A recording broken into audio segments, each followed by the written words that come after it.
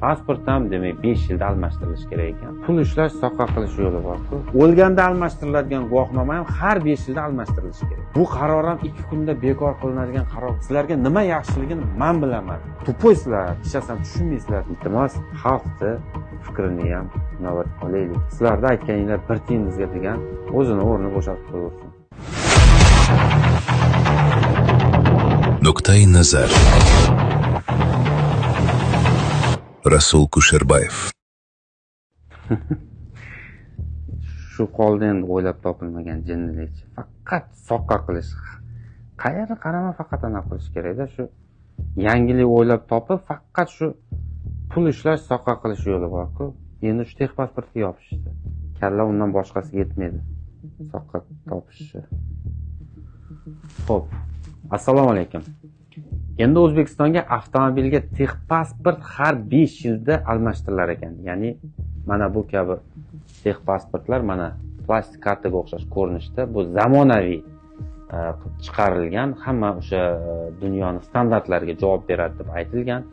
Mana shu dunyo standartlariga javob beriladigan texpasport ham demak 5 yilda almashtirilishi kerak ekan. Almashtirish tekin emas o'rtoqlar. Shu paytgacha texpasportda bilamiz, berilgan sanasi yozilgandi, lekin uni amal qilish muddati ko'rsatilmagan. Eng qizig'i 2025-yil 1-noyabrda avtomobilga gaz ballon o'rnatilgandan keyin texpasportni almashtirish talabi bekor qilingan edi. Qiziq. Shunda qarorlar bir-biriga qarshi chiqyaptimi yo oldindan qaysidir qarorga kelib, keyin bir-biridan bexabar o'zgartirilyaptimi, lekin juda bir tushunarsiz holat va odamlarda tabiiy savol tug'ilyapti-da. Nimaga bir qarori chiqargandan keyin ikkinchisini qabul qilishda mana shu uni amal qilish muddati, odamlar uni qanday qabul qiladi, og'irlik tushirmaydimi, shunaqa narsalarni o'ylab ko'rmaydimi degan savol bo'lyapti va bu savol tug'ilishi tabiiy. Xo'p. Endi qarori oqlash uchun keltirilayotgan misollarga e'tibor beringlar. Ya'ni qarorni ishlab chiqishda yoki tashabbus ko'rsatishda u yo bu darajada qatnashgan idoralar uni qay yo'llar bilan oqlashyapti. Ya'ni ularni bildirishicha, mana shu texpasportni 5 yil almashtirish talabi quyidagilar bilan oqlanadi. Ya'ni ularning aytishicha, fuqarolarning ID karta va pasportini davriy almashtirilishi ham bor amaliyot ekan. To'g'ri? Mana misol uchun mana shu ID karta. Mana demak, men o'zim buni 22-yil olgan bo'lsam, bu 10 yilda mana almashtirish kerak ekan. Yozilgan mana shu. 32-yil almashtirishim kerak. Endi qarang. Lekin nima uchun bu almashtiriladi? Aynan bu hujjatni almashtirishga ehtiyoj unda demak fuqaroning surati bo'lishi bilan bog'liq. Buni hamma tushunib turibdi. Ya'ni inson 10 yilda tabiiy ravishda yuz qiyofalari o'zgaradi. Kimdir yoshi katta bo'lishi mumkin, kimdir sal bo'lsa qarishi mumkin, kimdirga ajinlar tushadi yuziga. Ya'ni 10 yil oldingi ko'rinish bilan 10 yil keyingi ko'rinishda farq bo'lishi mumkin. Asosiy sabab shu bunda. Shuning uchun o'zgaradi bu. Hatto ayrim davlatlar jismoniy mana shu texpasportdan voz kechayotgan bir paytda bizni qilayotgan ishlarimizni qarang. Ya'ni bularni keltirayotgan mantig'i bo'yicha oddiy aytganda o'sha tug'ilganlik guvohnomasi, nigoh qayd qilingan guvohnoma, ya'ni ZAKS deydi. O'lganda almashtiriladigan guvohnoma ham har 5 yilda almashtirilishi kerak.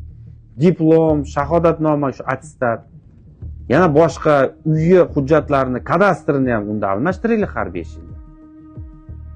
Qizig'i, bu hujjatlar vaqt o'tgan sayin ham egasi almashmaydi-da. Ya'ni o'sha mulk yoki o'sha hujjat borligicha qolaveradi va egasi ham o'sha qolaveradi. Mana bu texpasport bo'yicha qilinayotgan faqat bitta xulosa olib keladi. Bu qo'pol aytganda odamlarni shilish, soqqa qilishi yo'li. Boshqa hech bir sabab asos umuman mantiqqa to'g'ri kelmaydi. Har 5 yilda texpasportni almashtirish bahonasida pul yig'iladi. Boshqa qanday izohlash mumkin? Qizig'i, bu qaror ham 2 kunda bekor qilinadigan qaror bo'lishi kerak emas-da. O'zi qanday qaror bo'lishidan qat'iy nazar u barqaror bo'lishi kerak. Va odamlarda mana shu hujjatlarga nisbatan bo'ldi. Haqiqatan bir yaxshi qaror chiqibdi, shu og'rimizni yengil qiladigan edi, qanaqadir muammolarimiz bordi, shunga yechim bo'libdi degan fikr bo'lishi kerakda. Uni qabul qilib olib turib, jamiyatga, hayotga uni tatbiq qilishni imkoni bo'lmay, hammani noroziligini chiqarib, odamlarda protest kayfiyatini uyg'otib, qarg'ishlarga qolib, keyin kimdir chiqib, uni davlat rahbarini boshqami uni bekor qildirib yuradigan qarori nima keragi bor chiqarish? Bu shuni bildiradiki, qaror chiqarayotgan odamlar ko'p holatlarda oddiy odamlarning fikrini real hayotdagi mavjud vaziyatda umuman hisobga olmayapti. Shunchaki bir tomonlama kabinetda o'tirib, sizlarga nima yaxshiligini men bilaman, biz bilamiz, sizlar o'zingizlarga nima yaxshi bo'lishini, sizlarga nima hayotinglar yengillashishini sizlar bilmaysizlar. Sizlar aqlli emassizlar, biz aqllimiz. Sizlar tupoysizlar, hech narsani tushunmaysizlar degan ma'noda qarashdi. Oqibati bu. Boshqa narsa emas. Yoki bo'lmasam ikkinchisi shu. Biz har qanaqa yopishmagan narsalarni asos qilib keltirib, soqqa qilish bilan bandmiz. O'zimizni idoramizni cho'ntagini to'ldiramiz. Odamlarni to'lagan puli hisobidan chiroyli konditsionerli mashinalarda, tonirovkali mashinalarda maza qilib yuramiz. Tagi yumshoq kreslolarda maza qilib o'tiramiz, yeymiz, ichamiz odamlarning hisobidan. Buning uchun bizga pul kerak. Pulni topish yo'li mana shunaqa mantiqsiz qarorlarni ishlab chiqib odamlarni sarson qilish bo'ladi. Bu boshqa xulosa olib kelmaydi o'rtoqlar. Bizni aytganimiz, agar xalqda odamlarning fikriga quloq solinadigan bo'lsa, odamlarning zarariga, ularning noroziligiga olib keladigan va mantiq bilan bog'lanmagan bunaqa qarorlar qabul qilishdan tiyilish kerak. Bunaqa ishlar oldindan jamoatchilikni keng muhokamasini o'tkazish kerak. Odamlarni cho'ntagiga qo'l solish bilan bog'liq bu kabi qarorlar albatta jamoatchilik fikridan o'tkazilishi shart. Xalq rozi bo'lsa, undan keyin qabul qilinishi kerak. Iltimos, odamlarni, xalqni fikrini ham inobatga olaylik. Ularga shunchaki tupurib, sizlarda aytganinglar bir tiyin bizga degan qarashda harakatlar qilmaylik, qarorlar qabul qilmaylik. Chunki hammamizni bosh maqsadimiz shu xalqning farovonligi, uni roziligi uchun yashash. To'g'rimi? Ana shunga hamma va'da bergan. Agar unday emas bo'lsa, marhamat. Unday emaslar, o'zini o'rnini bo'shatib qo'ysin. Bizning xohishimiz shu. Aytayotgan gapimiz qilayotgan ishimizga mos bo'lsin o'rtoqlar.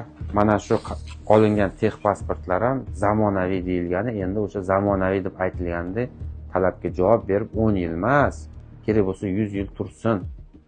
O'zgarish talabi haqiqatda zarur bo'lgandagina o'zgartiraylik. Ungacha kulguga qolmaylik. Sog' bo'linglar. Nuqtai nazar. Rasul Kusherbayev.